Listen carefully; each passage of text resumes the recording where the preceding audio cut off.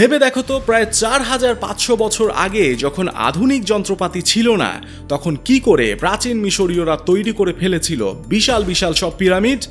এমন নিখুঁত স্থাপত্য যেটা তৈরি করতে আজকের উন্নত প্রযুক্তিতেও সময় লাগতো বছরের পর বছর। মিশরের অনেক হাইরোগ্লাফে দেখা যায় অদ্ভুত সব চিত্রকলা, যেখানে মানুষ নয় বরং অচেনা চেহারার কিছু সত্তাকে চিত্রিত করা হয়েছে। অনেক গবেষক বিশ্বাস করেন এই ছবিগুলো এলিয়েন বা বহির্জাগতিক প্রাণীর উপস্থিতির প্রমাণ হতে পারে। পিরামিডের অবস্থান, জ্যোতির্বিজ্ঞানের নির্ভুল সমন্বয় আর বিশাল বিশাল পাথর কেটে নিখুঁতভাবে সাজানোর কৌশল সবকিছুই ইঙ্গিত করে হয়তো তখনকার মানুষ একা ছিল না এই কাজটিতে।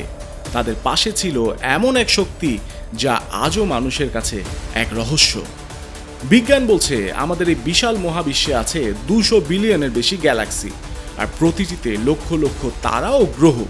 তাহলে আমরা কি সত্যিই একা?